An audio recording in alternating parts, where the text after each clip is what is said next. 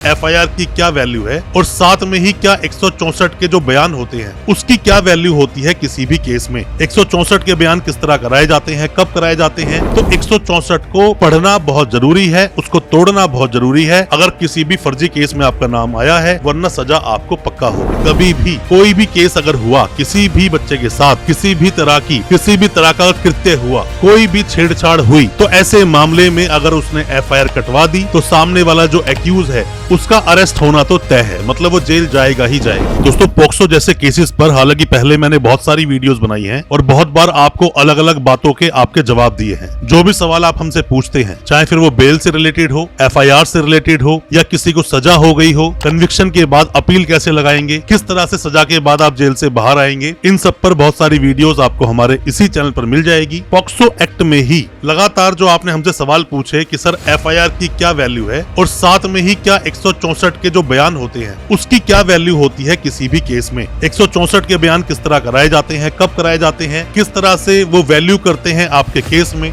Bell लेने या ना लेने में 164 के बयान की बहुत बड़ी भूमिका होती है। और साथ में ही जब आप क्रॉस करते हैं, जैसे कि मान लीजिए कि आप किसी एक्यूज की साइड से केस लड़ रहे हैं या आप एक्यूज हैं, तो आपकी तरफ से जो भी वकील साहब केस लड़ेंगे और जब वो उस विक्टिम को क्रॉस करेंगे, मतलब सवाल जवाब करेंगे उसके साथ में, तो 164 को पढ़ना बहुत जरूरी है, उसको तोड़ना बहुत जरूरी है अगर किसी भी फर्जी केस में आपका नाम आया है, वरना सजा आपको पक्का होगी। विक्टिम की 164 के जो बयान होते हैं विक्टिम के, उसके बारे में आज बात करेंगे अपनी इस वीडियो में। ज्यादा कुछ जानने के लिए कि पॉक्सो केस अगर आप पर कोई झूठा लग जाए तो उसमें 164 की क्या वैल्यू है, दोस्तों बने रहिए हमारे इस वीडियो के साथ। नमस्कार दोस्तों, फिर एक बार स्वागत करता हूं आप सभी का अपने इस YouTube चैनल पर जिसका नाम है फाइट फॉर ट्रू। मेरा नाम है वीरेंद्र वर्मा। दोस्तों, आप में से कोई भी नए वकील साहब है, कोई भी लॉ स्टूडेंट है, या फिर आप पर कोई भी फेक केस हुआ है, या फिर आप खुद एक विक्टिम हैं, तो ये वीडियो बहुत काम का है। मैं आपको सब वही बताता हूँ जो हम डेली प्रैक्टिकली कोर्ट में प्रैक्टिस करते हैं और क्या कुछ चलता है कोर्ट में, उस सब के बारे में आज बात करेंगे। और दोस्तों, 164 का बयान जिसके बारे में आज ये वीडियो है, बहुत ज्यादा काम का एक बयान होता है। आप पहले तो ये समझ लीजिए कि कभी भी कोई भी केस अगर हुआ किसी भी बच्चे के साथ, किसी भी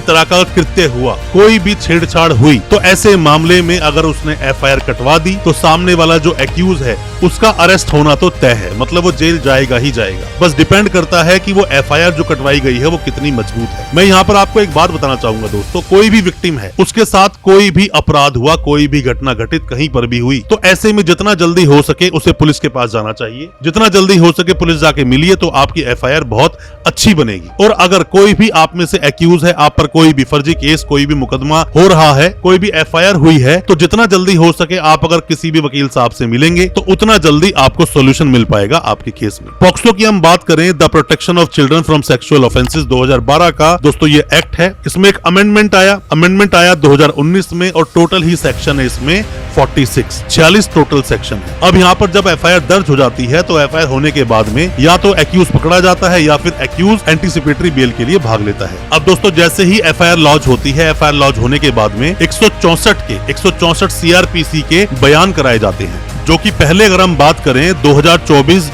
1 जुलाई से पहले जितने भी बयान होते थे, recording of confession and statements, 164 के बयान यही होते हैं। तो जितने भी हुआ करते थे वो 164 सीआरपीसी में दर्ज होते थे, पर अब जो बयान दर्ज होंगे वो 183 सेक्शन के तहत होंगे, द भारतीय नागरिक सुरक्षा संहिता 2023 के अनुसार। तो अब ये बदल चुका है, BNSS के तहत 183 में अब ये बयान दर्ज कराए जाएंगे। दोस्तों, क्या वैल्यू है इन बयानों की? दोस्तों, जितनी वैल्यू है एफआईआर की उससे भी ज्यादा वैल्यू बन जाती है इन बयानों की, जो 164 के हम कहें सीआरपीसी के, या BNSS की हम बात करें 183 की। क्योंकि अगर वो एफआईआर के बिल्कुल डिट्टो अगर बयान होते हैं 164 में भी, तो मान लीजिए कि इतने पक्के वो बयान हैं कि बाद में तोड़ना उन्हें बहुत मुश्किल हो जाता है। पर अगर एफआईआर में बातें अलग हैं, 164 के बयान में बातें अलग हैं, तो यहाँ पर कॉन्ट्रडिक्शन हो जाता है। तो ऐसे में प्रॉब्लम हो सकती है, ऐसे में जो एक्यूज है वो बेनिफिट ले सकता है, उसकी बेल भी हो सकती है। और ये पता कब चलता है? अब मान लीजिए जैसे ही आपको चार्जशीट मिली तो चार्जशीट में ये बयान लिखे होंगे, चाहे वो BNSS का 183 सेक्शन का हो, चाहे वो फिर 164 के बयान हो। 64 के बयान भी लोग शॉर्ट में इसको बोल देते हैं। तो एफआईआर में ये बयान आपको पढ़ने को मिल जाएंगे, उससे पहले आपको ये बयान पढ़ने को नहीं मिलते हैं। कई बार अगर आप बेल लगाते हैं और बेल में अगर आप ये मुद्दा उठाते हैं कि 164 के बयान में ऐसा नहीं बोला गया या वैसा नहीं बोला गया, तो कई बार जो जज साहब होते हैं वो पुलिस फाइल मंगा लेते हैं, तो उसमें से 164 के बयान देखते हैं, पर वो कॉपी आपको नहीं मिलती है। उस वक्त नहीं मिलेगी, चार्जशीट लगने के बाद आपको जरूर मिल जाएगी। और जैसे ही आगे चार्जेस फ्रेम होते हैं, जैसे मैंने कई बार बताया कि चार्जेस पे आपको आर्ग्यूमेंट करना ही चाहिए, चार्जेस पे अगर हो सके रिवीजन में हाई कोर्ट जाना ही चाहिए। और जैसे ही चार्जेस फ्रेम हो जाएंगे तो सबसे पहले गवाही किसकी होगी?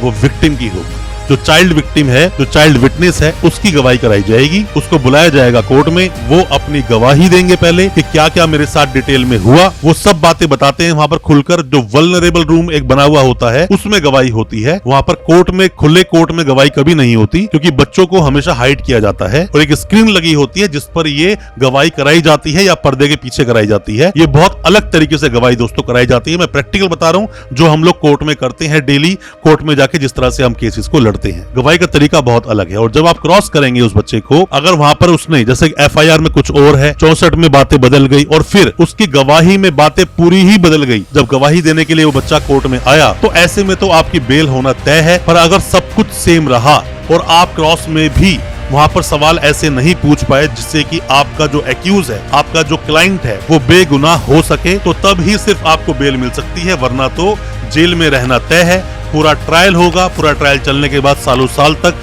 जेल में रहना पड़ेगा, उसके बाद जाकर ही आपके बेल के ग्राउंड्स बन पाएंगे। अब यहाँ पर ही दोस्तों वकील साहब को कुछ बातों का ध्यान रखना चाहिए और विक्टिम को भी ध्यान रखना चाहिए। लेट एफआईआर अगर होती है तो यहाँ बेनिफिट एक्यूज को मिलता है। जितना जल्दी हो सके एफआईआर कटवाइए अगर आप विक्टिम है, और अगर लेट एफआईआर हो रही है तो इसका बेनिफिट मिलेगा एक्यूज को, जो जेल में है या फिर जिसके ऊपर ये केस चल रहा है। उसको इन बातों का ध्यान रखना चाहिए, क्योंकि जब आप लेट एफआईआर करवाते हैं तो यहाँ आपको सलाह मशवरा करने का वक्त मिल जाता है, सोचने का वक्त मिल जाता है। तो फर्स्ट इंफॉर्मेशन रिपोर्ट, एफआईआर का मतलब ही यही है, जितना जल्दी हो सके एफआईआर को कटवाया जाए। दोस्तों एक बात का और आप ध्यान रखना, अगर आप कोई वकील साहब हैं और अगर किसी भी ऐसे एक्यूज का आप केस लड़ रहे हैं जो कि जेल में है, आप जब क्रॉस करेंगे, मतलब जब आप सवाल जवाब करेंगे बच्चे के साथ में, तो ऐसे में जितने सवाल पूछने हैं ना तभी पूछ लीजिए, जितना मर्जी वक्त लगे वक्त लगा लीजिए, चाहे फिर वो आपका क्रॉस 2 दिन में कंप्लीट हो। आप उस क्रॉस को कंप्लीट करके ही अपने क्रॉस को खत्म करें, क्योंकि दोबारा आप अगर एप्लीकेशन लगाते हैं कि दोबारा विक्टिम को बुलाया जाए, तो कई बार जज साहब, ज्यादातर ऐसा होता है, कई बार नहीं ज्यादातर ऐसा होता है कि आपकी उस एप्लीकेशन को डिसमिस ही करेंगे, बुलाएंगे नहीं दोबारा, क्योंकि बच्चा है छोटा, वो उसको बाबा परेशान नहीं कर सकता कोर्ट। तो इसलिए जितने सवाल पूछने हैं पहले ही एक बार में पूछ लें, जितना लंबा क्रॉस करना है कर लें, डिटेल में बात कर लें, दोबारा बुलाने का चांस आपको मिलेगा नहीं। इन बातों का ध्यान रखें। टोटल ही 46 सेक्शंस हैं पॉक्सो एक्ट में, इनको अच्छे से पढ़ें। अगर अपने क्लाइंट को अच्छे से आप रिप्रेजेंट करना चाहते हैं तो आपको केस के बारे में पता होना चाहिए। एफआईआर को 1 बार 2 बार 5 बार पढ़िए, तब जाकर आप एफआईआर के बारे में अच्छे से जान पाएंगे।